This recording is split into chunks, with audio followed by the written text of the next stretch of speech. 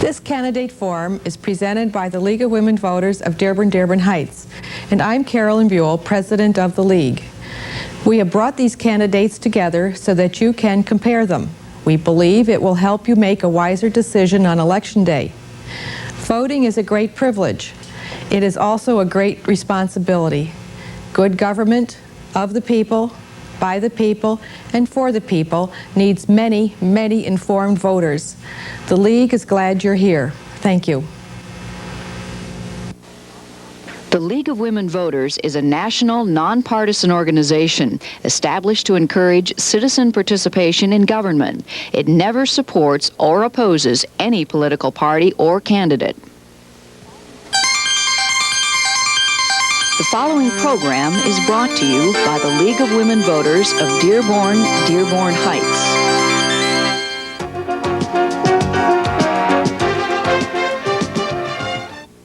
On Tuesday, November 5th, the voters of Dearborn will elect their representative in the Michigan legislature and a Wayne County Commissioner for the next 2 years.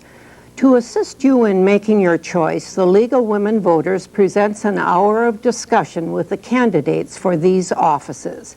A word about the League of Women Voters. The League never supports or opposes candidates or political parties. We are a nonpartisan organization which for 75 years has provided election information as a public service to the community. I am Mary Joan Woods, a member of the League of Women Voters of Dearborn, Dearborn Heights, which has prepared this program. We will begin with the 3 candidates for the Michigan House of Representatives 15th District. They are Gary Woronchak, Republican, Agnes Dobronski, Democrat, and Paul Kane, Libertarian. Each candidate will have an opportunity to respond to every question and will rotate speaking first on the questions. The questions begin with Agnes Dobronski. What changes, if any, would you support in our current campaign finance system? We've already made some changes in controlling the amounts that the various organizations as well as individuals can give to a candidate.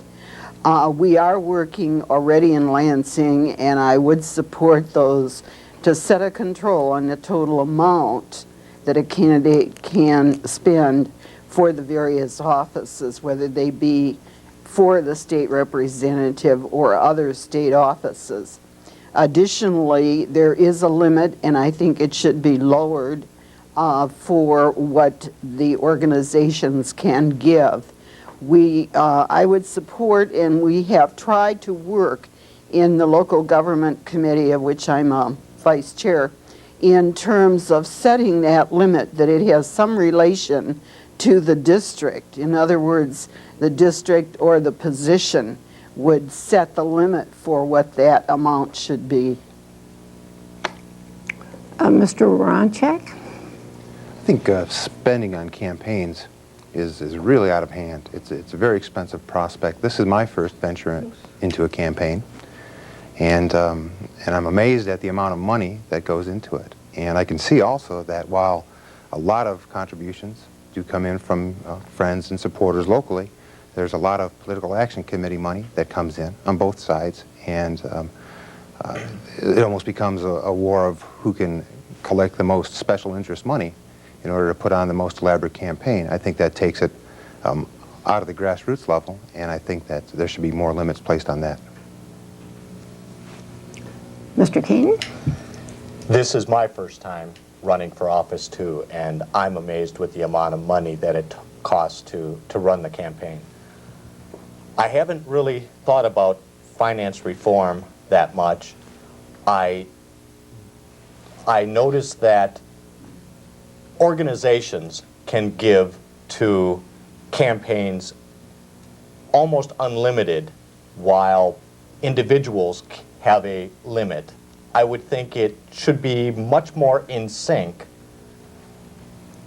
an individual and an organization being able to give evenly. Our second question, What is your position on schools of choice and vouchers? Mr. Woronchak? I support the concept of schools of choice because choice gives people more opportunities to send their kids to different schools where there could be more competition between schools. And you could send your child to the school that you think they'll get the best education at. As for a voucher system, taking public monies and spending them on private schools is currently not allowed under the Constitution, and I would have to really get a sense that the people, a majority of the people in the district would be in favor of that before I would consider putting that on the ballot. That would have to go on the ballot in order to happen. Schools of choice and voucher systems, both of those imply an involvement of Lansing in our local schools, in the financial department. But because of financial involvement, our local districts do not have total control over what we teach our students. Both are an attempt to improve our schools, and of course we want our schools to be as good as they possibly can be, but I think that can be done if Lansing gets out of the middle completely and allows our own local community to control our students' educations. The voucher system is not a part in our Constitution at this time, and I oppose it for that reason and for the reason that it allows non-public school involvement and so on. Schools of choice is a term that is now being questioned. I have no hesitancy in supporting schools of choice within a public school framework. However, one of the parties, not mine, is already using that as schools of choice being other than public, and I would oppose any move in that direction. The third question, what changes, if any, need to be made in the state tax system? I believe I'm first. Oh, yes. Paul. The property tax is the one that bothers me the most. Folks who live their entire lives, work their entire lives to own a home, very often when they become seniors, they could lose their home simply because they're not able to pay property taxes. I would like to do away with property taxes completely. A sales tax is much more fair. A sales tax allows a person to decide whether or not they pay the tax by deciding whether or not they purchase an item.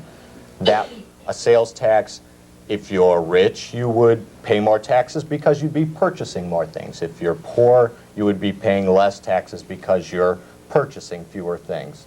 So abolishing property tax would be my number one fix to taxes in Michigan. The property tax change that was made this year to partially do away with the property tax and fund through the sales tax in this short period of time that's been initiated already is wrong. We were unable to fund to the extent promised the districts and for the schools, and in a high economic situation, we're unable to fund it. What would it be if the economic situation went farther into a decline? I think that if any change were made in the property tax, such as we've already made, the people involved should be promised what the makeup is of that. And so I think that down the road we probably will have to revert back to more of a property tax base where people within a district can control their own money. Mr. Woronchak.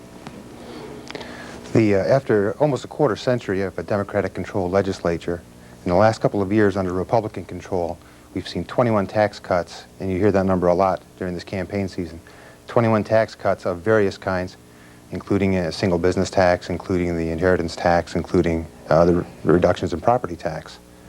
These have all led to good things in our state, and as such, we've seen a much lower unemployment rate. We've seen business thriving. As for our property tax system, I remember the 1980s when, before we had property tax reform, when our property values in Dearborn were going up at a rate of 10 to 15% a year for several years in a row, we didn't get a big break on our local millage rates. They were happy to take those windfalls then. So if the change in property tax system means that the school district, for example, has to live more within its means, then I'm all for it. The next question, what opportunity for innovation does the new federal welfare reform law give Michigan, and what problems could it bring? Well, the first question, the first part of that question, the innovation is at the state level, which perhaps is better because who should know what to do but the state as opposed to federal directives and so on. So each state may do within limits what they want with the directives that come from Washington. And I would favor that because many of the states have better ideas than Michigan would and so on. But with the legislation now in place, and when we in Lansing see how that will operate, then those changes can be made, but at the state level. I'm glad to see that the federal government finally caught up with the state government because the Republican-controlled legislature enacted the same sort of welfare reform last October and was waiting until the federal government followed suit in order to enact it, and that just took place a few weeks ago, October 1st. I think the changes in our welfare system are leading to more people getting off welfare, getting back to working. We've seen great strides in that area. I should point out that the governor can take a lot of credit for paving the way, and he has nationally. The governor has taken gotten a lot of praise nationally for pioneering welfare reform. I should point out that in 1991, when the governor was taking the bold and controversial move of removing able-bodied adults from general assistance to encourage them to get work, my opponent voted against that at that time. So I'm glad to see that welfare reform on the federal level is finally catching up to the state level. Finally, the country is moving in the right direction, the way it was supposed to be all along. The states are the ones who are supposed to be making most of these decisions. The federal government shouldn't have been involved in it in the first place. I was delighted when it happened. Local government is the best way for government to work properly. Your local government can address local issues the best. The next question, what role should state government play in private sector job creation and retention? Well, the role of the state government in creating and retaining jobs happens mainly at the tax level. And I go back to the 21 tax cuts, especially in the business area, the cuts in the single business tax. Maybe now we could look ahead for more reductions in the single business tax, maybe a phasing out of the personal property taxes. Lower taxes make a better job environment, make a better place for job providers to do business, and that's the state's role, to create an environment to allow the job providers to do what they have to do. You're right again on some of your items, Gary. I'm sorry, I've just drawn a blank. What was the question again? The question was, what role should state government play? State government in jobs. The taxes and the regulation are the items which create some jobs for those people who can benefit from those additional regulations, but in most cases they only hurt employment. So not only must taxes be lowered, but regulations also must be at an absolute minimum. I think that a friendly business climate or changes in the taxes and so on that relate to business, whether it be single business tax or other taxes, does create the jobs. Whether they maintain that down the road is a question or not. I think one of the moves in that direction that will help in this area is the new law for enterprise zones. And as those new businesses begin to come up, there will be a greater allowance for new jobs. comment on the idea of extending Michigan's bottle deposit law to include, for instance, wine cooler bottles? I think having a deposit on bottles certainly does help clean the place up. Folks have a tendency to bring them back. We certainly want a clean state. I see nothing wrong with extending it, urging folks to keep our state nice and clean.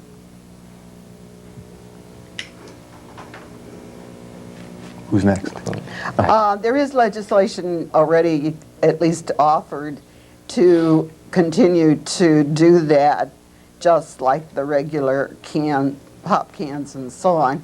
Since that program has been successful, we are giving that matter consideration in Lansing, and I would support that.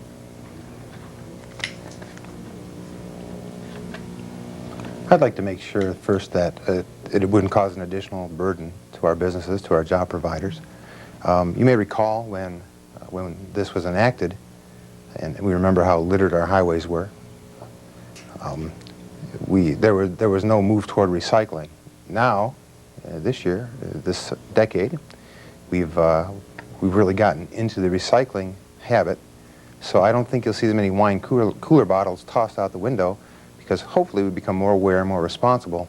Those wine cooler bottles can easily go in our recycling bins. So I'd have to see the impact that it would have on business. I'd also like to see some kind of information on just how much of that is creating litter now, creating a hazard to the environment, before I would commit to any such legislation. Michigan's roads and bridges are badly in need of repair. How can the state generate sufficient funds to make the necessary improvements? It's my turn. First, I would not favor an increase in the gasoline tax this time, but what Michigan can do is to put that money in the budget and then match the federal money. We receive matching funds from the federal government for that. But one of the problems is that the distribution of that money has to be more fair. This area gets a lesser amount than I feel they're entitled to than the upper parts of the state. And a part of the reason for that is that the distribution, as it goes to the various areas of the state, is under the executive branch of government. I believe that a fair distribution by population or use of the highways would help our particular area.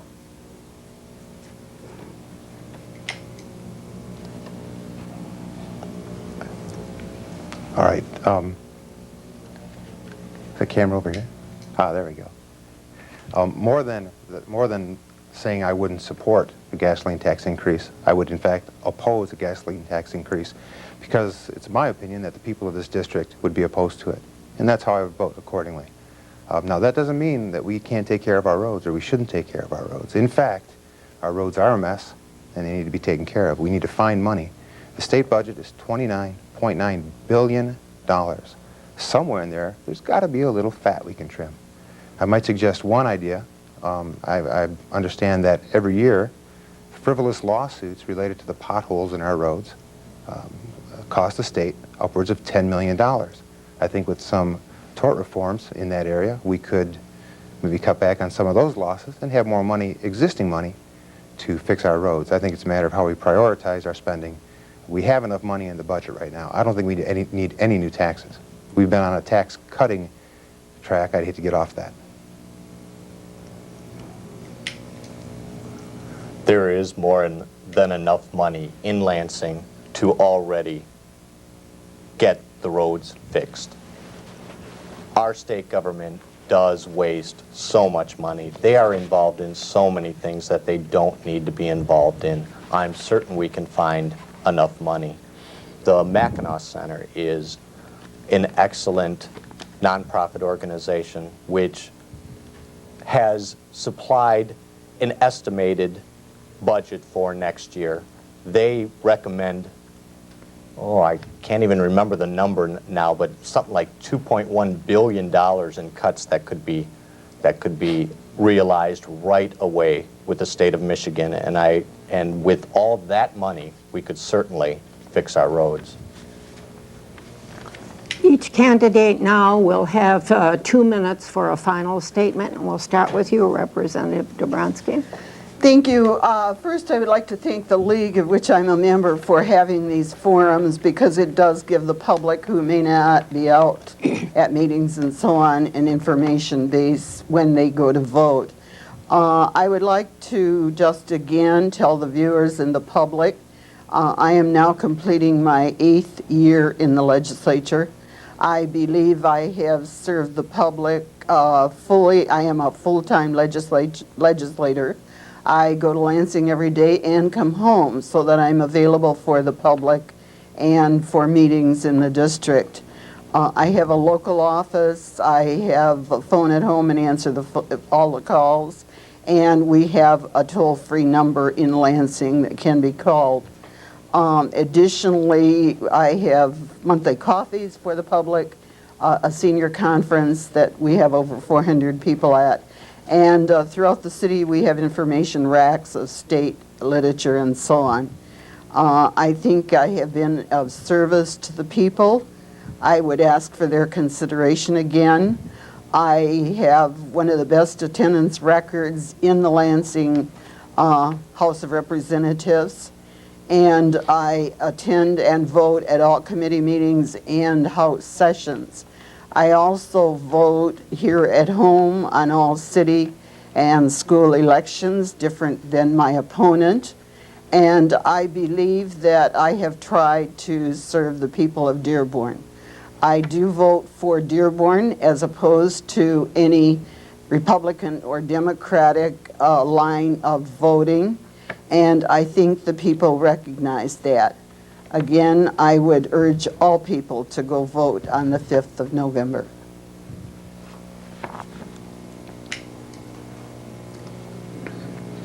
Mr. Woronchak. I also would like to thank the League of Women Voters and Time Warner Cable for allowing us this opportunity to discuss some issues. I'd also like to thank my opponent for her years of service to the community.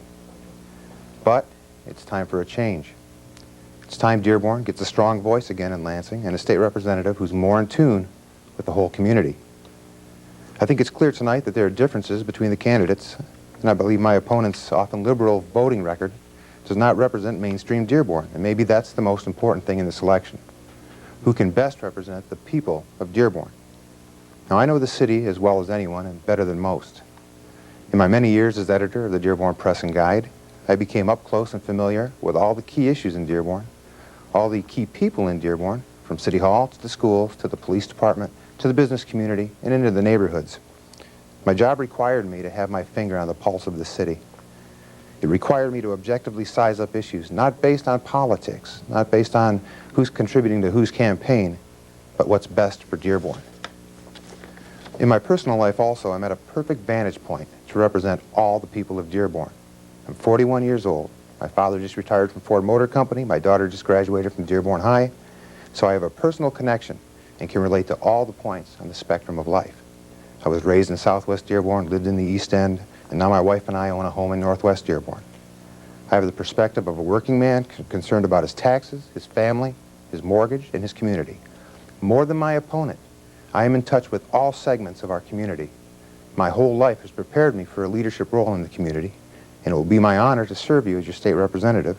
I will work hard to deliver Dearborn-style service to all the people I represent and make sure we have a strong and effective voice in Lansing.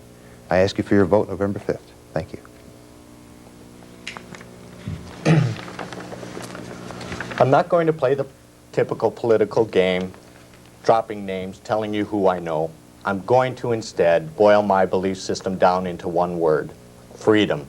That's what this country was supposed to be about. That's why my grandfolks came from the old country. That's why so many of our ancestors fought and died for freedom. I think there are a whole lot of folks out there who believe government is sticking their nose into way too many things and that the government is already taking way too much of our money already. We're tired of being told how to live our lives, and we're tired of politicians thinking that they can and should get involved in anything that they want to get involved in. Many folks realize that government When government comes up with a solution, very often that solution is only what will help that politician get more votes or to pad his re-election campaign. Many folks realize that government solutions don't work except to benefit the politicians. I think there are a lot of folks out there who just want to be left alone to live their own lives. They don't fall for a lot of the things that they're told in the media, and they don't believe a lot of the promises that politicians make. What they like the feeling that they feel when they're on vacation. That feeling is freedom. That's what I want everyone in this city, state, country to have, freedom. Now, I never dreamed that I'd be talking to a bunch of folks in the USA about freedom, but that's what it all boils down to. Freedom from the government telling me how to live my life, freedom from the government stealing my money, and we must start swaying this country back towards freedom before it's all gone forever. My name is Paul Kane. I'm running for state representative on the Libertarian Party ticket. I welcome your questions. My phone number is will win, and I'm determined that freedom will win. Thank you. Please vote for me. Thank you for being here today. We're glad to have had you. Agnes Dobronski, who's running on the Democratic ticket, Gary Woronchak, who's running on the Republican ticket, and Paul Kane, who's running on the Libertarian ticket. It's been a real pleasure to have you, and we are now ready to have you move from your place as we interview the people who are running for county commissioner.